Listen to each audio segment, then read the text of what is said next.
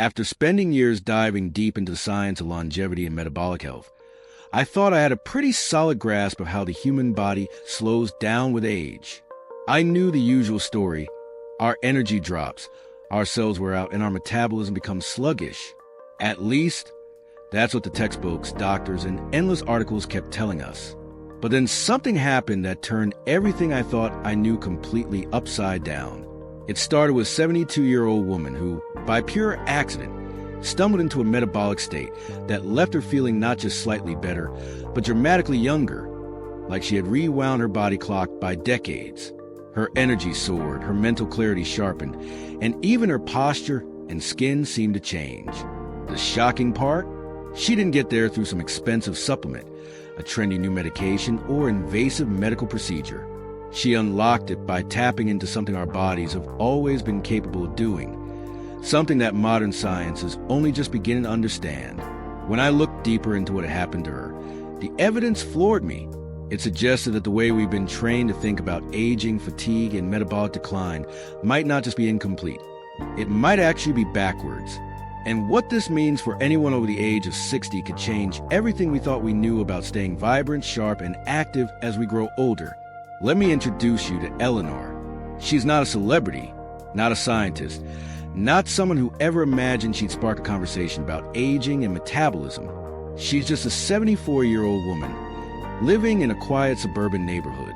The kind of person who, like so many of us, had accepted that feeling tired and foggy was simply part of getting older. Her days had become predictable. Mornings filled with sluggish energy, afternoons that seemed to vanish in a blur of forgetfulness, and evenings where she often sat staring at the TV, too drained to do much else. She told me once that her brain felt like it was wrapped in cotton. Conversations would slip away mid-sentence. Simple tasks, paying bills, sorting laundry, felt heavier than they used to. She wasn't sick in the traditional sense. She was just fading. And then came the storm. A massive winter front rolled across her state, dropping temperatures to record lows. Snow blanketed everything, roads iced over, and in the middle of it all, her entire neighborhood lost power. No lights, no heat, no way to cook her usual meals or even keep the fridge running. For 3 long days, Eleanor lived in a house that grew colder by the hour. Her pantry wasn't stocked with much. A couple of dusty cans of beans, a few jars of vegetables, and plenty of bottled water. Out of necessity, she cut her eating down to almost nothing. A spoonful here, a handful there, but for the most part, she went without real meals. Now, you'd think this would devastate her. After all, everything we're told about aging says that going without food, especially at that age, is dangerous. I would have assumed she'd grow weaker, more confused, maybe even risk serious health issues. But that's not what happened. When the lights finally flickered back on and the hum of the refrigerator returned, Eleanor noticed something strange. Instead of exhaustion, she felt awake. The fog in her mind lifted almost overnight. She described it to me as suddenly seeing the world in high definition. Her energy wasn't just a little better.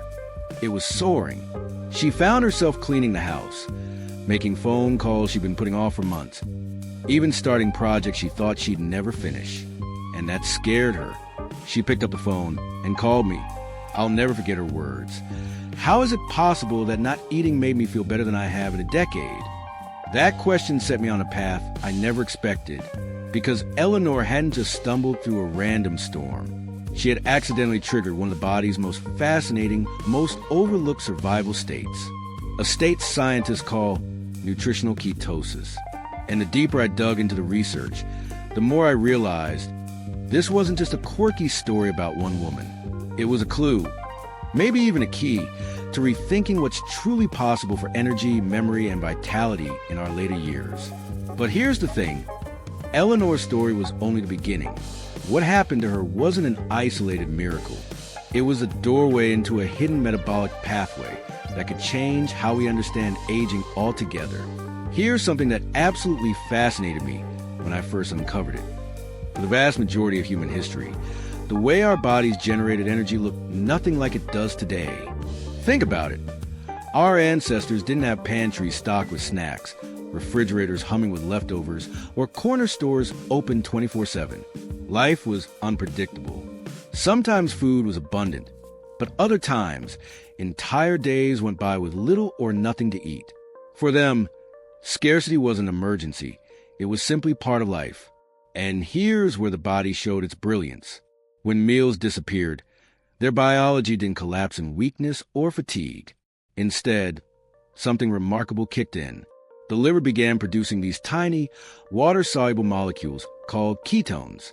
Now, calling ketones a backup fuel doesn't quite capture their importance, because in many ways, this so-called backup system is actually superior to the fuel we normally rely on. The best analogy I've found is this. Think of your body like a hybrid car. Most of the time, we modern humans run on glucose, the sugar from bread, pasta, fruit, desserts, all the food that constantly surrounds us. That's like running your car on standard gasoline. It works, but it's not the most efficient. When you switch into ketosis, though, your body flips the switch to something closer to premium fuel. The mitochondria, those tiny powerhouses inside every single cell, absolutely thrive when burning ketones. They don't just keep the lights on. They generate energy more cleanly, more efficiently, and with less waste. And here's the kicker. The research shows that when mitochondria run on ketones instead of glucose, they actually produce more energy while requiring less oxygen. Imagine upgrading from a clunky, gas-guzzling engine to a state-of-the-art electric hybrid that gets more miles with less effort. That's what's happening on a microscopic level inside the body. For our ancestors, this fuel switch was second nature. They lived in a state of constant metabolic flexibility, seamlessly shifting between burning glucose when food was plentiful and ketones when it wasn't. This flexibility wasn't just a survival tool, it was a performance upgrade. It meant sharper focus on the hunt, more stamina for travel, and resilience during lean seasons. But here's the problem. In today's world, almost none of us make that switch anymore. We live in a culture of constant feeding. Breakfast, lunch, dinner, snacks in between late-night treats. Our bodies rarely, if ever, enter the ketone-powered state our ancestors knew so well. We've essentially locked ourselves into one side of the hybrid system, burning sugar endlessly, and lost the other half of our natural design. And here's where it gets really interesting. Because the loss of this ancient fuel-switching ability doesn't just affect waistlines or blood sugar. More and more evidence suggests it's at the very heart of why our brains feel foggy, why our energy sputters, and why aging seems to hit harder than it should. So the real question becomes, what happens when we restore this forgotten fuel source? What happens when we allow the body to once again do what it was designed to do all along? That's where Eleanor's story takes on a whole new level of meaning. Years of research have taught me something surprising about aging. It isn't just about candles piling up on a birthday cake. It's not even primarily about wrinkles, gray hair, or stiff joints. At its core, aging is about energy, specifically how efficiently our cells can produce it and how well they can adapt when conditions change. And this is where the ketone story becomes absolutely fascinating. See, healthy cells are natural problem solvers.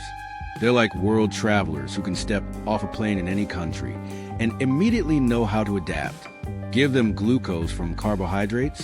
No problem, they'll burn it cleanly. Give them ketones from fat metabolism? Even better, they'll switch over seamlessly and often perform at a higher level. Their mitochondria, the tiny power plants inside each cell, remain flexible, resilient, and strong. But here's the catch.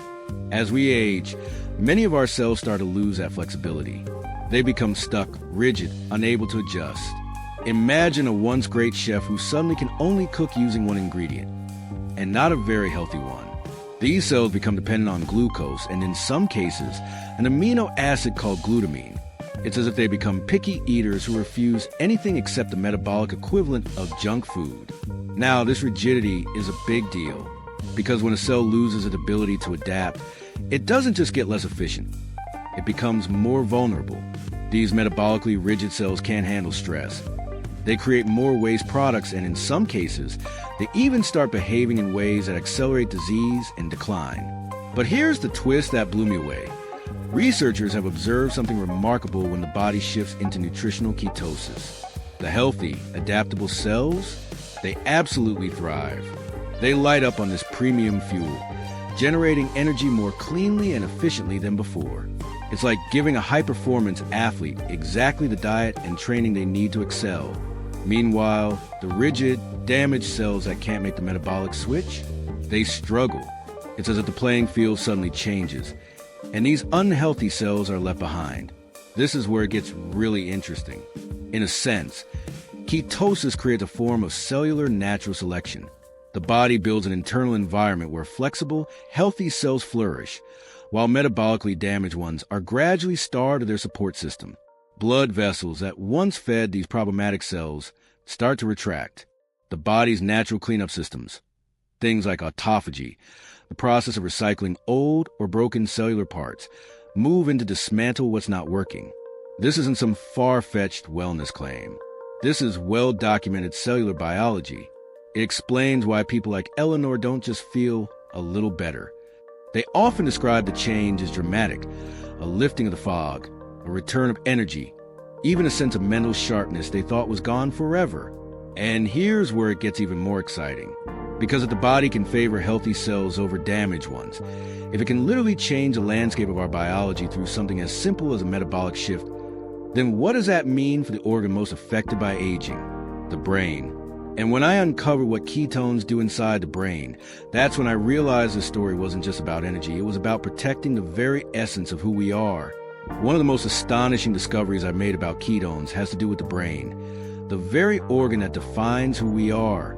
Your brain is hungry, not in a metaphorical sense, but in a biological one. Despite making up only about 2% of your body weight, it consumes around 20% of all the energy your body produces. That's like a tiny light bulb in your home pulling more electricity than every other appliance combined. Here's the challenge. As we get older, the brain's ability to use glucose, the primary fuel from our modern diet, begins to falter. It's not that the brain is broken. It's more like the delivery system is clogged. Picture a high-performance sports car with a perfectly good engine, but the fuel injectors are gummed up and blocked. The car wants a race, but the fuel isn't reaching the cylinders efficiently. This is one of the silent reasons so many people in their later years complain of brain fog, memory lapses, and difficulty concentrating. Their brains are starving, not for lack of fuel, but because the main fuel source, glucose, isn't being delivered properly anymore. Now, here's where ketones come in. Unlike glucose, ketones don't need complicated transport systems to reach brain cells. They glide across the blood-brain barrier like they have VIP access. No detours, no roadblocks. They show up on the doorstep of your neurons, ready to deliver clean, powerful energy. I like to use the fireplace analogy. Imagine your brain is a fireplace. Burning glucose in an aging brain is like trying to burn wet wood. It smolders, it smokes, it gives off inconsistent heat, and it leaves behind thick residue that clogs a chimney over time. Now switch to ketones. Suddenly you're burning perfectly seasoned hardwood. The flames are bright, the heat steady, and the smoke minimal. The fire doesn't just look better, it feels better. And this isn't just poetic imagery. The research is stunning. Studies show that ketones can increase brain energy metabolism by up to 25%. That means your neurons aren't just limping along. They're firing stronger, cleaner, and with greater efficiency. When Eleanor told me her mental fog disappeared, she wasn't exaggerating. She wasn't imagining it. What she experienced was her brain literally receiving better fuel than it had in years. Fuel it had always known how to use, but had been denied in the constant flood of glucose. This raises a fascinating question people often ask me. Is this why our ancestors seem to maintain sharper mental clarity well into old age despite not having modern medicine? When you think about the cycles of feast and famine they lived through, their brains regularly switching into this ketone-powered state, it's hard not to wonder if that metabolic rhythm played a huge role in preserving their cognitive edge. But here's the part that truly surprised me. Ketones don't just fuel the brain more efficiently. They may also protect it. And what I learned next about their role in shielding the brain from the very processes that accelerate aging changed everything I thought I knew about neurological health. Here's something I never expected to uncover. And honestly, it's one of the most surprising parts of this entire journey. When people successfully transition into nutritional ketosis, many of them don't just report sharper thinking or more physical energy. They describe something deeper, something harder to measure but impossible to ignore, a profound sense of calm. Now, at first, this doesn't make any sense. In fact, the transition into ketosis often feels like the opposite. When someone first cuts down on carbohydrates or stops eating around the clock, the immediate response is usually anxiety, sometimes a lot of it. I call this stage glucose withdrawal anxiety. Why does it happen? Because for decades, our brains have been trained, conditioned really, to depend on a constant drip of glucose. Every meal, every snack, every sugary coffee or late-night treat reinforces that dependence. And when you suddenly take that away, the brain doesn't whisper, it panics. It demands more. But here's the fascinating part. That panic isn't really about hunger. And in most cases, it isn't about dangerously low blood sugar either. It's about breaking a dependency. Think of it like caffeine withdrawal. If you ever relied on coffee every morning and then tried to stop cold turkey, you know the headaches, the irritability, the sense that something vital is missing. Your body isn't dying of caffeine deprivation. It's just adjusting to life without a stimulant it thought it needed. That's exactly what happens with glucose. We become addicted, not in a casual sense, but in a real neurological way, to the constant roller coaster of blood sugar spikes and crashes. Modern eating patterns trap the brain in a cycle of craving, relief, and crash all day long. But here's where the story takes a beautiful turn. Once the body realizes you're serious, once it understands that glucose isn't coming in every few hours and begins producing ketones efficiently, something remarkable happens. The anxiety doesn't just fade away, it gets replaced by a kind of steady, grounded energy that many people describe as finally feeling like themselves again. The science behind this shift is elegant. Ketones don't just fuel neurons. They interact with the very chemistry of calm. Specifically, they influence a neurotransmitter system built around GABA, the brain's primary brake pedal. Its calming signal. Too little GABA, and the brain races with worry, agitation, and sleeplessness. But in ketosis, GABA signaling strengthens, creating a sense of inner balance that pharmaceuticals often try, but struggle to replicate. Eleanor described this perfectly. She told me, "For the first time in years, I feel peaceful in my own skin." After living with that low-level hum of anxiety she thought was just part of aging, she rediscovered a calm she hadn't felt since her younger years. It wasn't forced. It wasn't medicated. It was simply her brain and body returning to the rhythm they had always been capable of. And this, to me, is one of the most profound lessons of all. Sometimes what we think of as emotional decline or personality change in older age isn't inevitable. Sometimes it's just a byproduct of a broken fuel system. But here's the kicker. This isn't the end of the story. Because when the body is fueled this way, cleanly, efficiently, calmly, the benefits don't just stop with energy, memory, or mood. The efficiency gains run even deeper, reshaping the way nearly every system in the body works.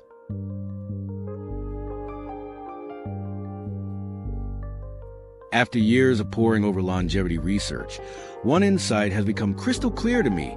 Aging isn't simply inevitable decline. It isn't just the steady ticking of the clock or the slow erosion of time. Aging at its core is inefficiency. Think of your body as a vast city, powered by trillions of tiny engines inside your cells, your mitochondria. As long as those engines run smoothly, energy flows freely, tissues repair themselves, and life feels vibrant. But over the years, those engines start to sputter. They burn fuel less cleanly. They waste more resources. And the city begins to suffer from rolling blackouts, clogged streets, and rising pollution. That, in many ways, is what we call aging. Now, here's where ketosis enters the picture. Nutritional ketosis is not a magic pill. It's not even something foreign to the human body. What it offers, though, is a profound cellular efficiency upgrade. One most people don't even realize is sitting right inside them, waiting to be unlocked. When mitochondria burn ketones instead of glucose, the difference is staggering. They don't just produce more energy, they produce it more cleanly. Imagine comparing a coal-fired power plant to a modern solar farm. Both can light up a city, but one belches smoke, leave behind ash, and slowly poisons the air, while the other generates power with hardly any waste at all.